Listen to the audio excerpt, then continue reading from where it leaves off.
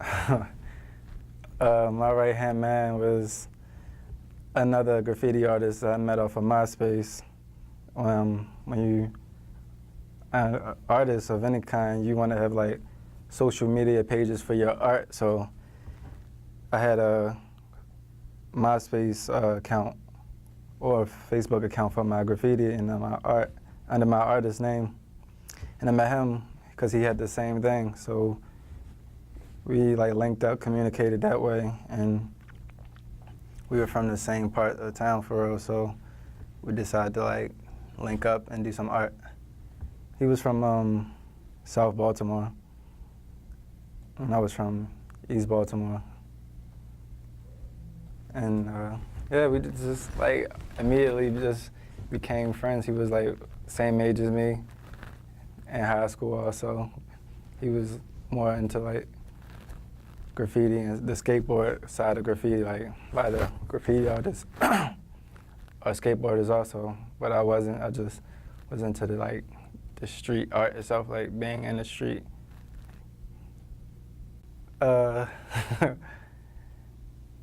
So many crazy stories.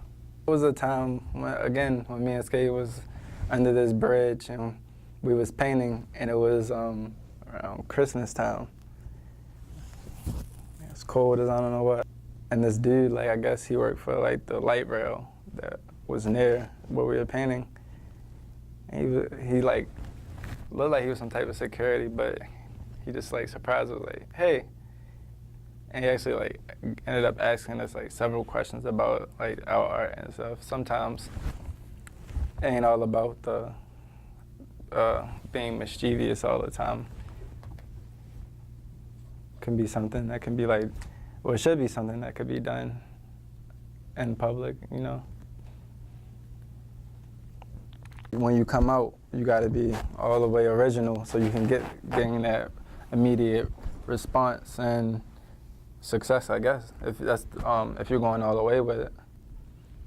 So I was in school, maybe like a social studies class, just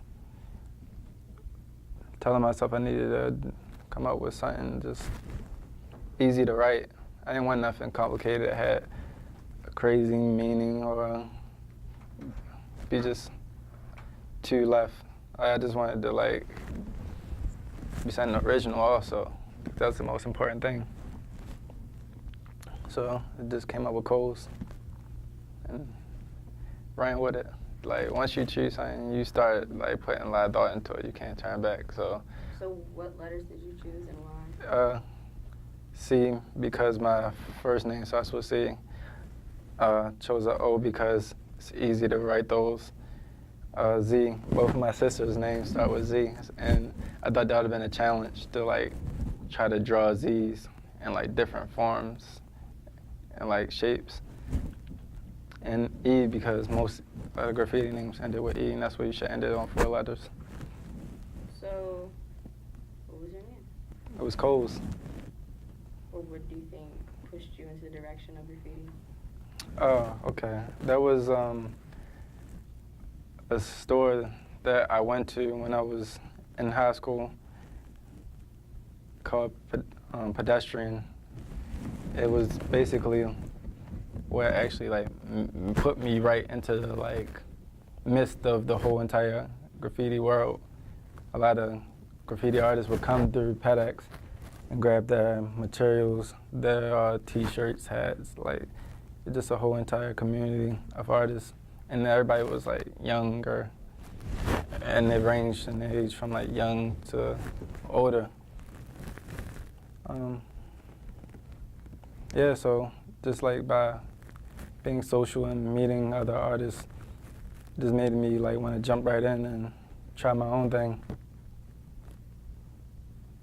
There was, I traveled on the MTA to get to school, and I traveled on about 2 to 3 buses a day. So when I got into graffiti, I immediately started putting my art on the public transportation. And like this whole entire like writing on public transportation, like while people are like dead watching you in your face, like what is he doing? Why is he vandalizing the bus? A lot of people don't say nothing most of the time, but like this one time, this guy wanted to vocalize his opinion, which I like listened to him, but at the time I was just too focused on like wanting to write on every single bus. It was like a challenge. Get an all-day pass, swipe, get on the bus, write on it, get off. There's a bus right behind the bus. Swipe, get on that one, write on it. It was like we did so many buses in one day. That was like, I don't know, something like that just amazed me. Put a lot of focus into being the best city bus vandalizer. It's like limiting opportunities, like how far can you get just like putting this amount of time into something in your 24 hours every day, and just other responsibilities just like ended up overtaking, and I got into other things also. Some way, somehow, like I feel like I could never be like caught or like punished. I never was punished. Like I maybe got threatened, but I never faced any consequences. It was never a consequence that made me ever want to quit, because that was part of the thrill. The thrill was like being an outlaw, kind of. Every once in a while, be able to like enjoy yourself, but also make the money while you're doing it. And I feel like graffiti couldn't provide both. I like the fact that I can always like go back and reminisce on how I was when I started, and then I look where I'm at now. It was like physical proof of improvement. I get the same feeling as I did when I finished doing some pieces of graffiti. It was the same, oh, I can step back and watch my improvement to just be displayed in front of me. I can keep playing it back and remember where I started when a friend of mine wanted to start a musical collective, and he wanted somebody to record the videos, so he handed me the camera, and from there I just enjoyed, creating visual images, same as graffiti. And I got pretty much really good at it after practicing for so long. And I just enjoyed the feedback also.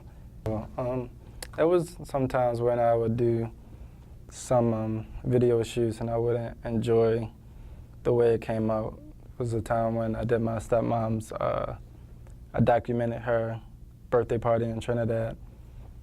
And just a lot of bad things were going on. The lighting kept being changed in the different locations. Very dark, so I couldn't really capture many people or their like faces or them like even just dancing. So I felt like I failed, but you just gotta keep pursuing. Yeah, I gain inspiration from many sources. I can go to a museum and I can just get inspired by installations and paintings and video installations. I can read a book, gain inspiration from the book, other TV shows. There are other platforms like Vimeo and YouTube. I can look there and just immediately get inspired and want to better my techniques and my way of how I do my art. I guess you can say the finish, like the reaction that it gets, that can be like one of the main things that gets you,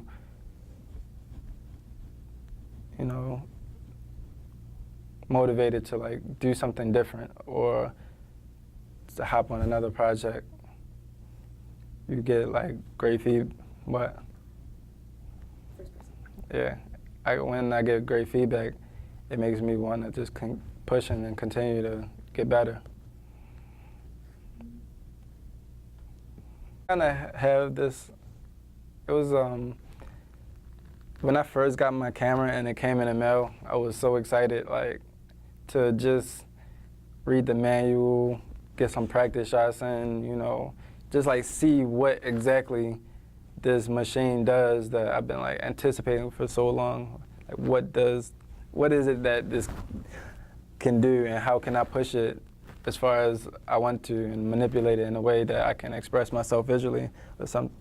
Yeah, but I got the camera and it was like kind of a overcast day. It probably would have rained, but I packed the camera up. I couldn't like even wait, and I went to like this wooded area, and I just wanted to like just get more environment shots at the time. I didn't want to have no model of or subject. I just wanted a wide open environment so I can see exactly how the images will look in this camera.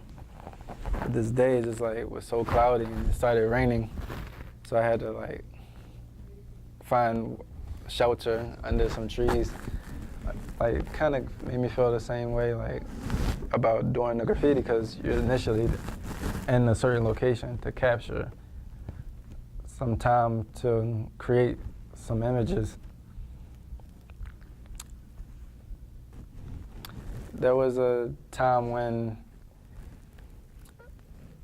I first started riding the train, I didn't really know like how far trains could go, because trains weren't like very common in my city.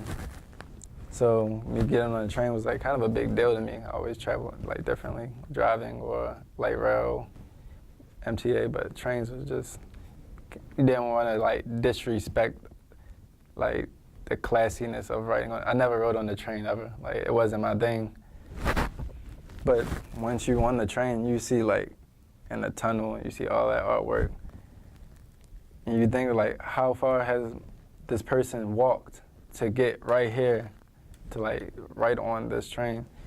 Those moments always blew my mind, because I could like, you could be on the train for hours and you'll keep seeing people in these abandoned locations, but it'd be so much artwork, and it like just tells kind of like somebody was here, like it was somebody in here always at a moment of time in this secluded area.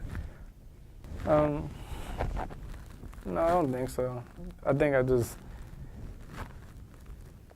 was all about, for me, just marking like a time and a place for myself personally. I like to see something that I don't do it anymore, and it's rare that I see it still standing, like, or still being where I left it, because those things get washed away or cleaned up by some corporation in the city.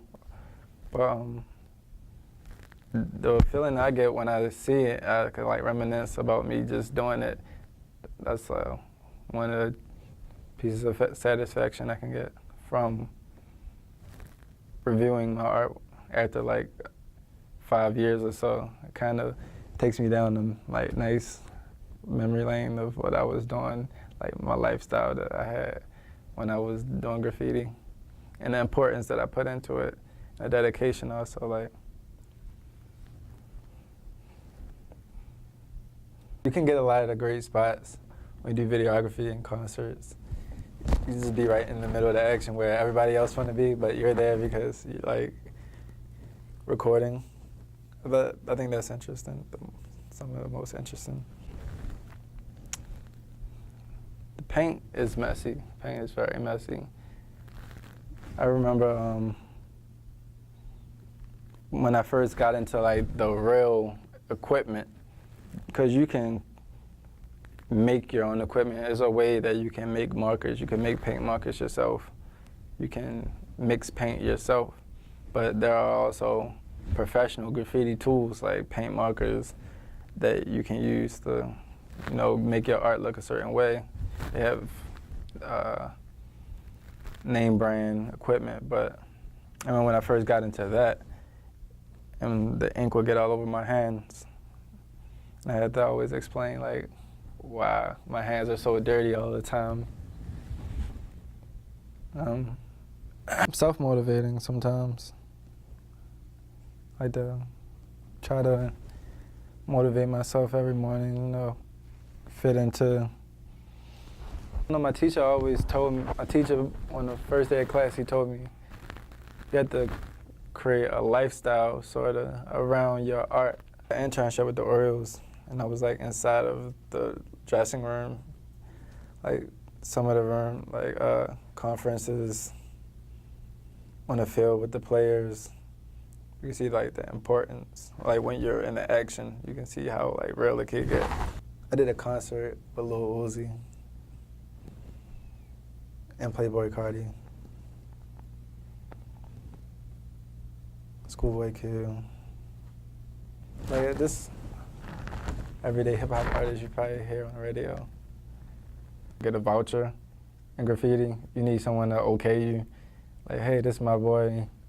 He's, oh yeah, I know about him. Like, just people want to know what kind of person you are because it can get sketchy and that kind of field. Self is more group oriented, but graffiti wasn't. You more on your solo, kind of. You just do things on your own. You make trips on your own. Videography or just like producing or being part of a project or a team, you got your own responsibility. You take care. You stay